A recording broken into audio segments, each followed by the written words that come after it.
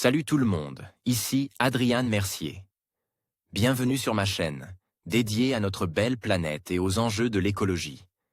Si vous voulez en apprendre plus sur comment protéger notre environnement et adopter des gestes éco-responsables, pensez à vous abonner pour rester informé. Prêts à explorer ensemble? C'est parti. Bonjour à tous. Aujourd'hui, je vais aborder un sujet qui me tient particulièrement à cœur, la disparition des grands prédateurs et ses conséquences désastreuses sur nos écosystèmes. Saviez-vous que lorsque ces espèces disparaissent, cela peut entraîner un déséquilibre majeur dans la chaîne alimentaire? Dans cette vidéo, je vais explorer comment l'extinction de ces prédateurs peut mener à des catastrophes environnementales, affectant non seulement la faune, mais aussi notre propre survie. Restez avec moi pour découvrir les enjeux cruciaux liés à cette problématique et ce que nous pouvons faire pour inverser cette tendance alarmante. Quand on retire le superprédateur, c'est tout l'écosystème qui est perturbé. Selon une étude récente, ces perturbations peuvent avoir des conséquences bien plus larges que ce qu'on imaginait. Ou quand l'homme et l'arroseur arrosent. Le retrait des superprédateurs des chaînes alimentaires a des conséquences catastrophiques sur l'ensemble de l'écosystème, voire plus loin. Ici un buffle d'Afrique, Saint-Rue Café. Bruno Scala, Futura Science, droit réservé, nul ne peut le contester. Les êtres humains ont un impact négatif sur la biodiversité. D'ailleurs, les chiffres montrent que nous sommes en train de vivre la 6e extinction. La 5e était l'extinction du Crétacé tertiaire qui a touché de nombreuses espèces dont les dinosaures. Cette 6e extinction se distingue des 5 premières par 2 aspects. D'abord, elle est la conséquence des agissements d'une seule espèce, à savoir Homo sapiens.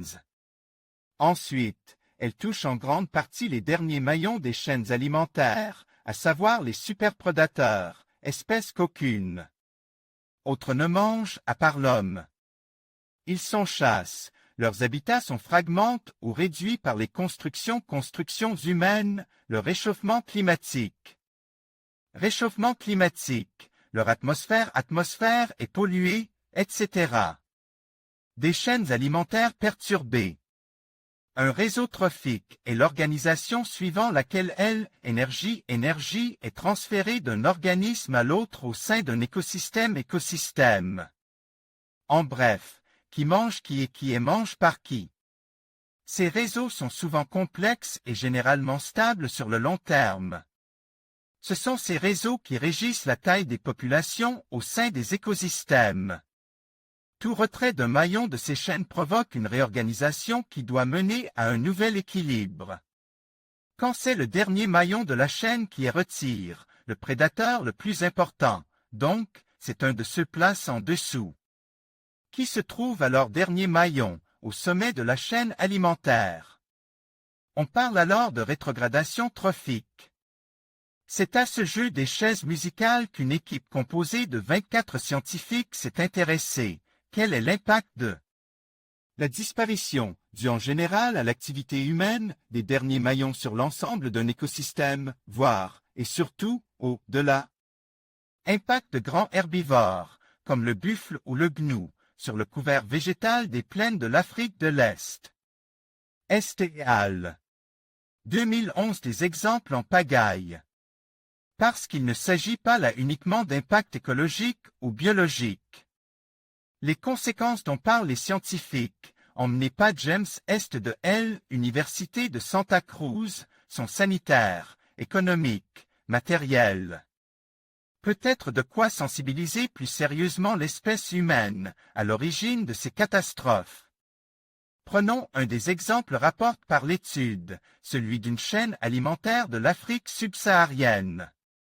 Au sein de cet écosystème, la diminution du nombre de grands prédateurs, comme le léopard ou le lion, entraîne une cascade d'événements. Les babouins olives exposent à une prédation amoindrie, se sont multipliés. Leurs exigences en espace et en nourriture ont augmenté et ils se sont ainsi rapprochés des habitations humaines. Les parasites intestinaux des babouins, dont la population augmente en même temps que celle des babouins, ont finalement été transmis aux humains. Voici l'exemple de la modification d'une chaîne alimentaire ayant des conséquences sanitaires pour l'homme. Autre exemple, en Afrique de l'Est, l'introduction de la peste bovine a provoqué le déclin des populations des grands herbivores. Herbivores tels que le gnou ou encore le buffle. Cause immédiate, augmentation du couvert végétal, voir l'illustration ci-dessus, ce qui provoque une augmentation de l'ampleur des incendies dans les plaines.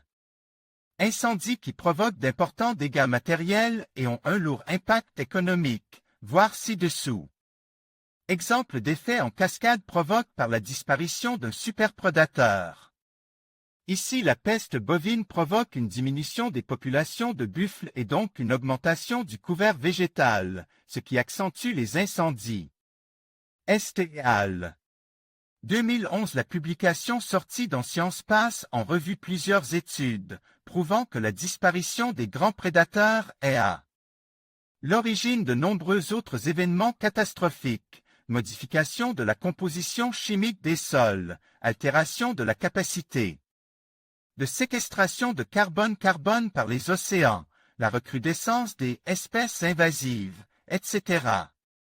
Ces études mènent toutes à la même conclusion, le bouleversement des réseaux trophiques via la manipulation volontaire ou involontaire. Direct ou indirect, les écosystèmes est à l'origine d'événements dramatiques. Non seulement pour ces écosystèmes, mais également pour l'espèce humaine. Et c'est là le point fort de cette étude, placer l'espèce humaine face à ses responsabilités en lui montrant qu'elle se met, toute seule, en danger, et ce à relativement court terme.